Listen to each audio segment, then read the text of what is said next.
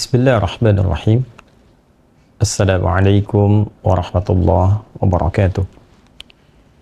Alhamdulillahilladzi khalaqal mauta wal hayata liyabluwakum ayyukum ahsanu amala wa huwal azizul ghafur. Wassalatu wassalamu ala rasulillahilladzi ursila rahmatan lil alamin wa liyukhrijan nasa minadh dhulumati ila nuri rabbil alamin wa ba'd. Saudara-saudariku, butuh waktu yang cukup lama untuk mengungkapkan semua gejolak yang dirasakan. Rasa geram, amarah, dan pada saat yang bersamaan juga kita selalu sebagai muslim tertuntun untuk menyikapi segala hal dengan hikmah. Wad'u ila sabili rabbika bil hikmah. Demikian Allah sampaikan di Quran surah ke-16 An-Nahl di ayat 125. Ajak siapapun untuk memahami hukum-hukum dalam Islam, untuk mengenal Allah Subhanahu wa taala dengan hikmah. Para ulama mendefinisikan hikmah setidaknya secara singkat, al-isabatu fil aqwal wal a'fal wa wad'u kulli syai'in fi mahalli. Kesesuaian atau konsistensi antara perkataan dan perbuatan serta kemampuan untuk menyikapi berbagai hal sesuai dengan porsi dan konteksnya. Dalam situasi yang terjadi di Palestina kini dan hal yang kita ketahui bersama bahkan mengguncang dunia dalam waktu dekat yang telah berlalu adalah pengeboman yang dilakukan oleh pihak pendudukan, pihak penjajah Zionis pada satu rumah sakit yang kita ketahui bersama dan telah menyebar videonya tanpa perlu kami tegaskan dan gambarkan situasinya yang tidak mudah untuk mengungkapkan itu semua karena sudah melewati batas-batas kemanusiaan. Dan semakin ditunjukkan bagaimana sikap-sikap dunia pada umumnya, elit-elit global yang senantiasa kita perhatikan secara umum bersikap double standar, standar ganda dalam menyikapi berbagai hal perilaku yang dihadirkan, dimunculkan, didemonstrasikan oleh para Zionis bila dibandingkan dengan perbuatan-perbuatan di bawah apa yang mereka lakukan, dengan tingkat kejahatan di bawah apa yang sekarang sedang terjadi dan ditampakkan pada dunia, di belahan dunia lain yang begitu cepat responnya. Tidak hanya sekedar mengecam, tidak hanya sekedar menampilkan demonstrasi, retorika, tapi juga mengerahkan satu pasukan dalam konteks perdamaian yang disatukan dalam satu pasukan perdamaian PBB itu, atau bahkan beberapa negara yang mengklaim dirinya superpower adidaya, bahkan hanya karena dugaan-dugaan singkat semata bisa mengerahkan kekuatan yang begitu dahsyat menggempur satu negara, seperti yang terjadi pada Irak misalnya, saat negara ini dihancurkan dengan segala bagian sisi kehidupan masyarakatnya hanya karena tuduhan senjata pemusnah massal yang tidak terbukti sampai dengan kini.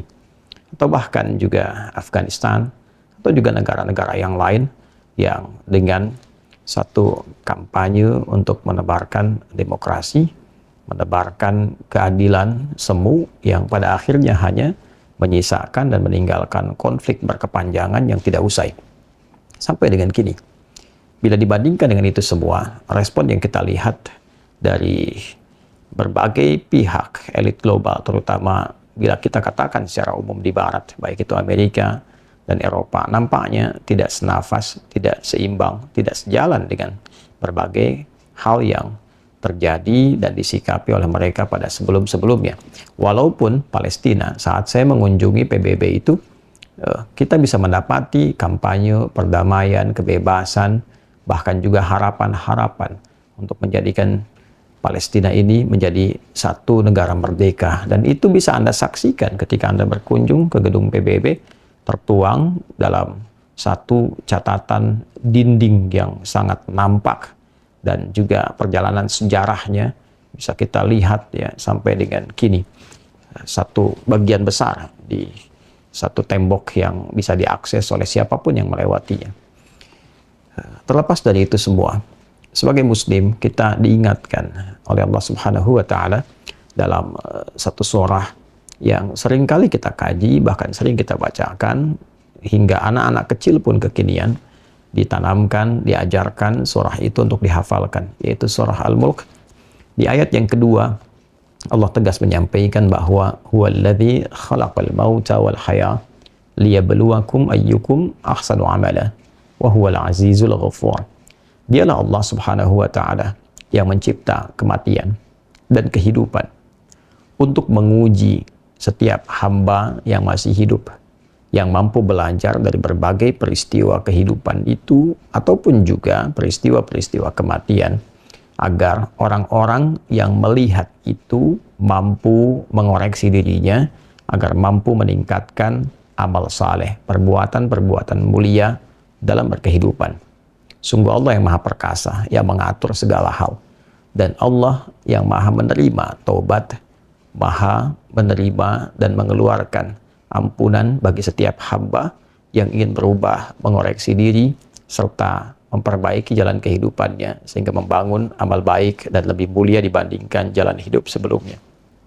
Saudara-saudariku, dari skala yang simpel, yang nampak dalam kehidupan kita, skala mikro yang kecil-kecil, kita diperlihatkan, satu sisi ada orang yang wafat, dari musabbib yang mewafatkan, musabbab yang telah wafat, tentu kita tidak bertanya.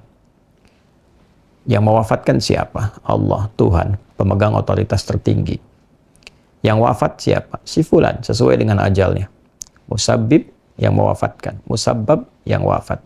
Tapi sebab dimintakan oleh Nabi Shallallahu Alaihi Wasallam, bahkan disampaikan dalam Al-Quran untuk kita belajar darinya. Satu sisi Nabi pernah menyampaikan, "Udhkuru mahasina mautakum wa kuffu an masawihim." Viralkan, sebutkan kebaikan-kebaikan orang yang telah wafat itu, kemudian tutupi keburukan-keburukan yang mungkin pernah terjadi saat dia hidup.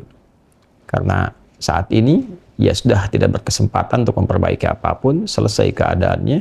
Namun memviralkan amal baik itu membantu melahirkan amal jariah untuknya, menerangi ia dalam alam kuburnya. Yang paling menarik, bahkan bagi orang wafat pun yang masih hidup, orang-orang Islam khususnya diberikan petunjuk oleh Rasulullah SAW, pelajari kebaikannya, lestarikan kebaikannya, belajar dari sifat-sifat baik itu bermanfaat bagi yang hidup dan memberikan cahaya sifat-sifat yang mulia, jariah, ketenangan, dan situasi yang terang yang menerangi kegelapan alam kubur bagi yang telah wafat itu. Bagaimana bila dibandingkan dengan yang masih hidup? Yang wafat pun minta dipelajari kebaikannya, maka bagi peristiwa-peristiwa dalam kehidupan yang nampak di sekitaran kita, tampilkan, dihadirkan kepada kita, maka belajar dari orang-orang yang hidup, apa kebaikannya. Jika ditemukan yang kurang, perbaiki kekurangannya, semampu yang bisa kita lakukan. Baik itu dengan tenaga, sesuai dengan otoritas yang ada. Dengan pikiran, bila mampu kita menyalurkannya. Dengan lisan, jika kita mampu mengatakannya. Atau setidaknya, jika perbuatan itu baik, kita berniat mengikutinya. Jika buruk, kita ingkari dengan hati kita. Sesuai dengan amanah yang Allah titipkan kepada kita, dan kemampuan bagi kita untuk mengekspresikannya. Kini, di Palestina, kita dihadapkan langsung pada dua peristiwa yang bersamaan. Kematian dan kehidupan. Dan di titik itulah kemudian ayat ini berlaku untuk menguji kita. Sejauh mana kita mampu belajar dari peristiwa itu. Sehingga kita mampu melihat juga dunia secara global. Apa yang sedang terjadi pada sisi kemanusiaan di era kini. Kita bisa saksikan. Dengan mudahnya seseorang menghancurkan, melakukan genosida, bahkan pada titik-titik yang rasa-rasanya tidak layak untuk dilakukan dan diterima sebagai seorang manusia. Jika ada orang berkata bahwa, oh ini respon dari satu serangan yang terjadi, maka secara bijak bisa kita katakan, kenapa orang ini menyerang? Apa latar belakangnya? Karena manusia tidak mungkin melakukan tindakan-tindakan yang buruk perilaku-perilaku menyimpang tanpa ada sebab.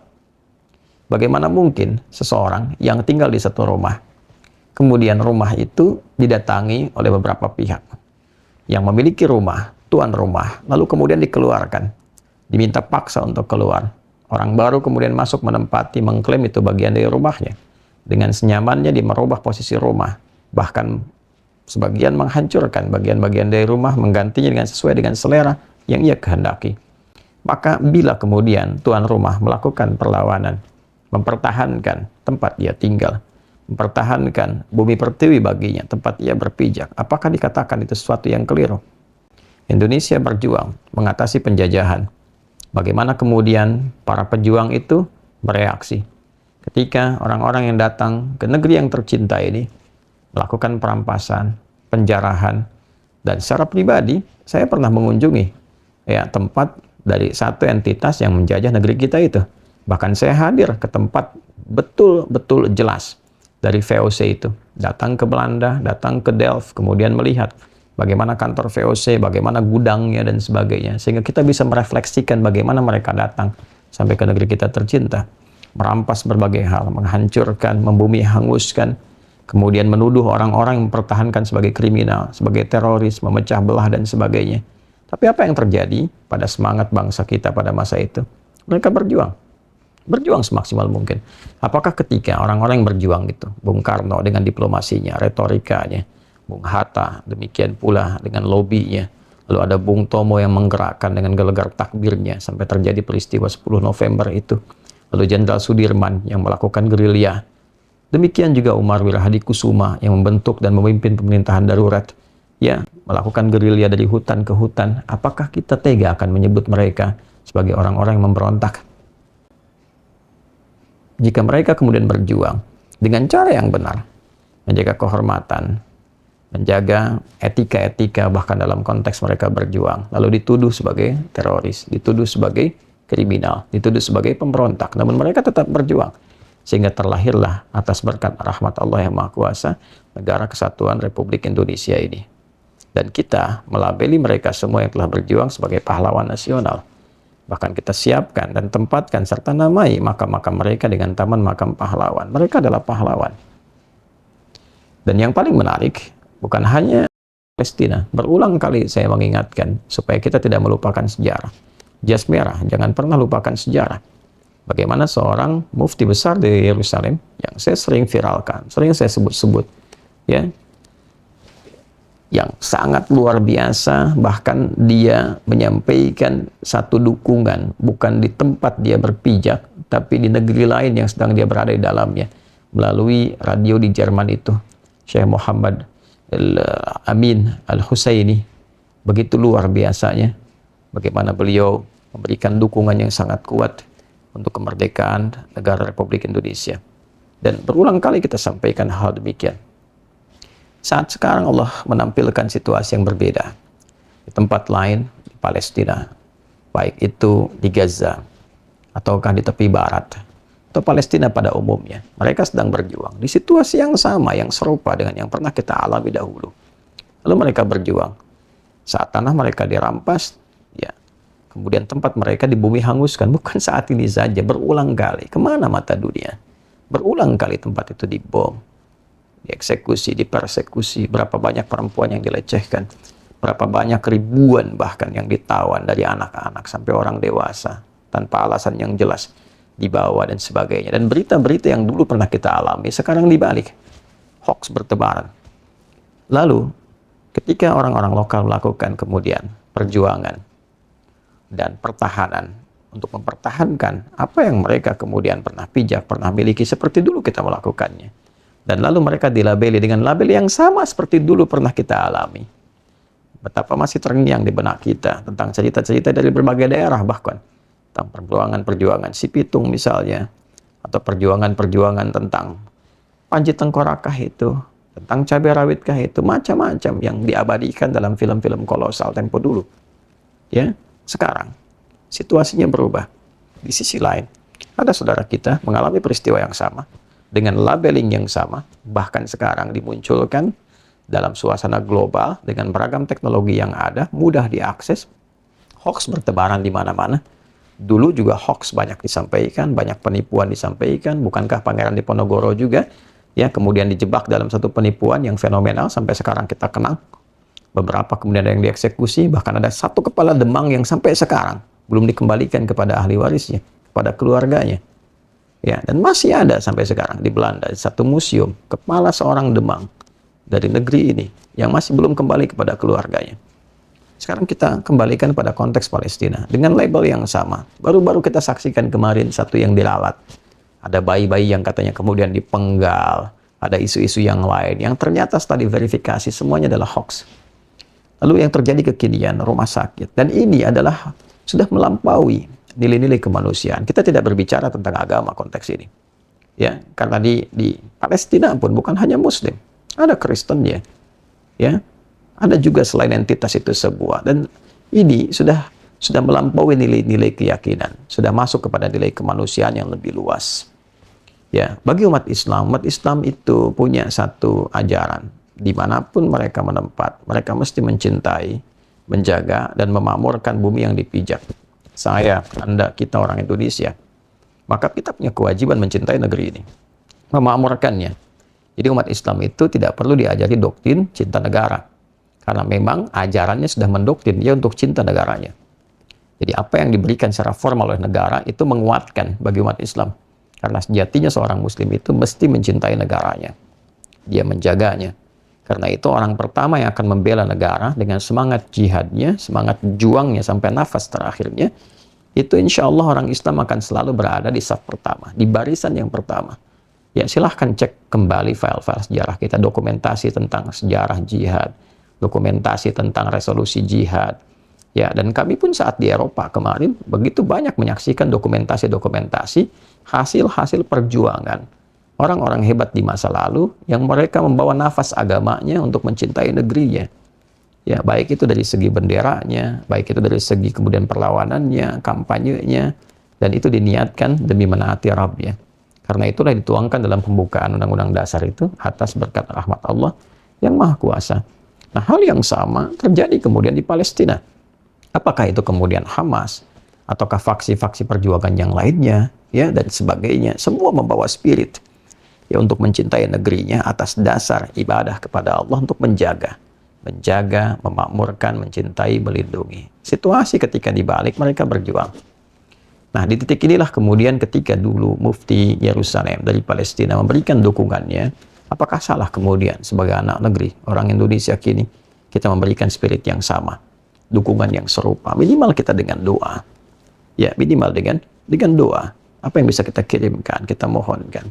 Lalu sekarang orang-orang yang Allah amanahi jabatan-jabatan dalam kehidupan, baik di negeri ini ataupun di luar negeri ini, dunia-dunia Muslim pada umumnya, dan itu akan dihisab. Itu akan dihisab. Maka setidaknya dalam konteks ini mesti tentu memberikan suara yang saya sangat punya keyakinan insya Allah Indonesia juga sudah bersuara, ya, baik melalui Menlu ataupun aspek yang lainnya. MUI juga sudah bersuara, lalu perwakilan-perwakilan yang lainnya sudah bersuara. Saya harap bukan orang Islam saja, tapi juga dari non-Muslim, kita semua menjadi satu kesatuan Indonesia untuk menyuarakan ini. Ya, yang dibom itu kan rumah sakitnya, rumah sakit baptis itu, ya, yang kita saksikan kemarin, yang 500 orang meninggal dan sebagainya. Jadi saya pikir tidak harus kita kemudian membatasi pada satu kontribusi yang dibatasi oleh nilai-nilai keagamaan semata, karena ini sudah melewati batas-batas itu dan sudah menyentuh nilai kemanusiaan. Cukup menjadi manusia untuk kita lihat bahwa ini sesuatu yang ditampakkan kepada kita yang tidak benar, ya, yang sudah melewati batas. Karena itu bagi umat Islam, kita sekarang diminta oleh Allah untuk melihat bagaimana orang-orang yang berjuang di sana, yang mereka sangat menghormati usia yang Allah berikan kepada mereka untuk dijaga dengan kehormatan. Dan di antara kehormatan itu sikap terhormatnya dengan berjuang. Ya, tentu kita mengharapkan kehidupan yang damai. Dan kedamaian itu tentu harus diciptakan dengan kontribusi semua pihak dari luar. Ya, itu yang menempatkan kita berkeadilan. Semua punya semangat yang sama untuk merdeka dan tidak standar ganda.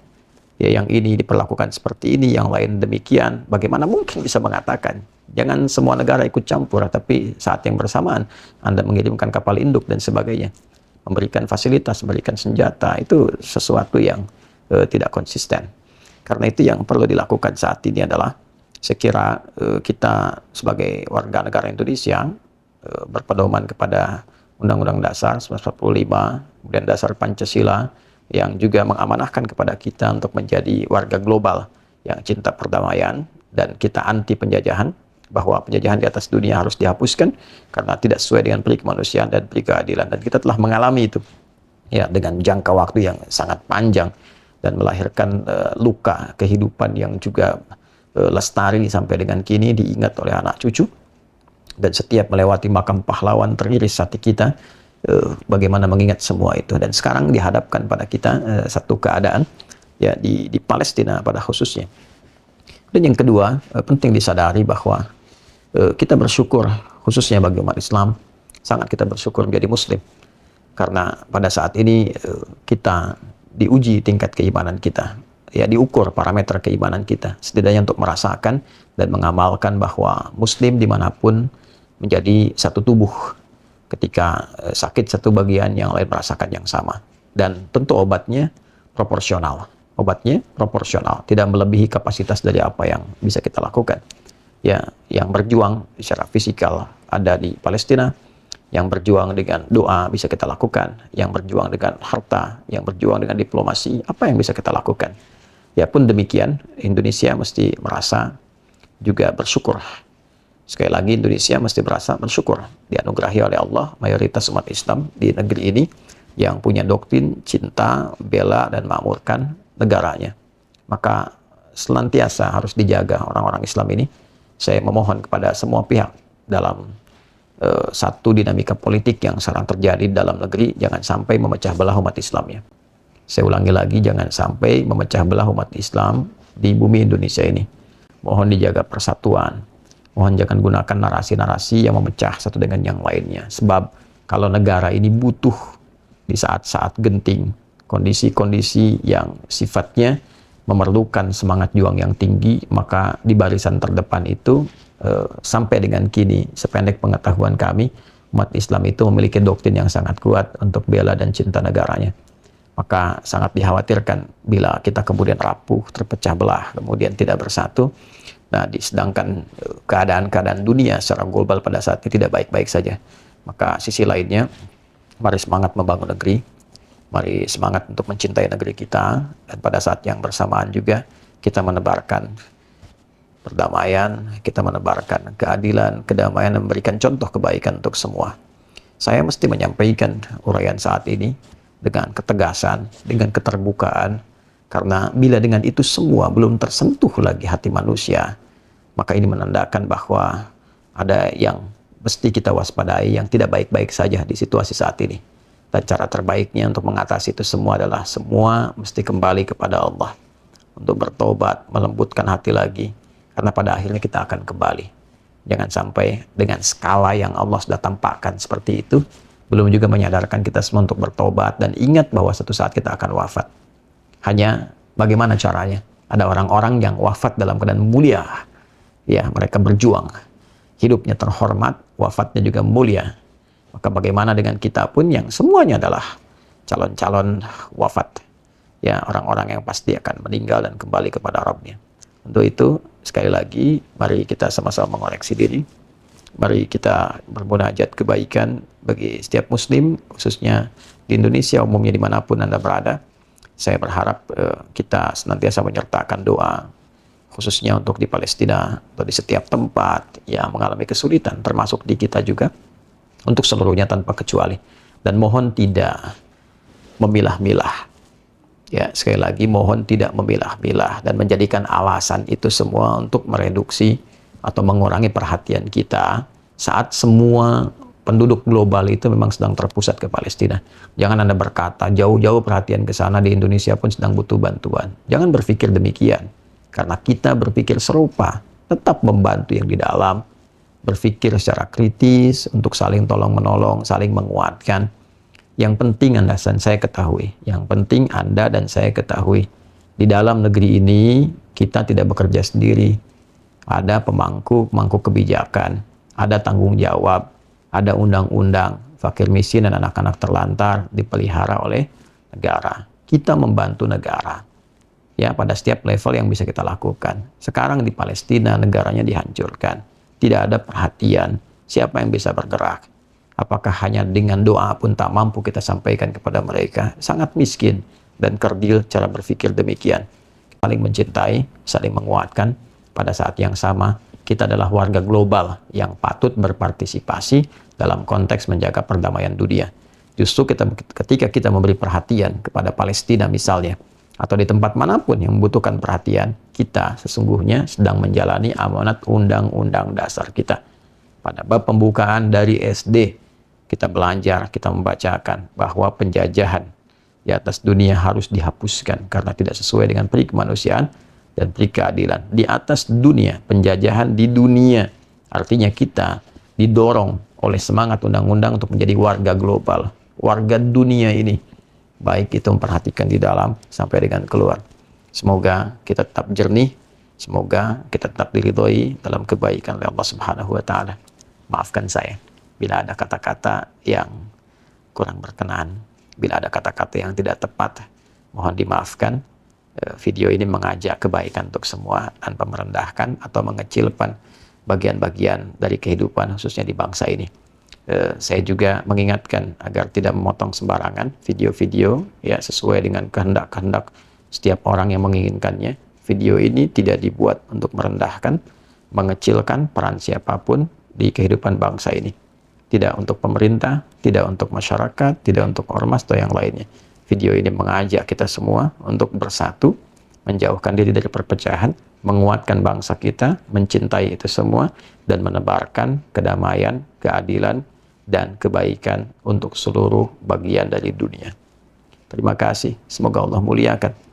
Subhanakallahumma bihamdika asyhadu an la ilaha illa anta nastaghfiruka wa natubu ilaik. Wa akhiru da'wana alhamdulillahi rabbil alamin. Assalamualaikum warahmatullahi wabarakatuh.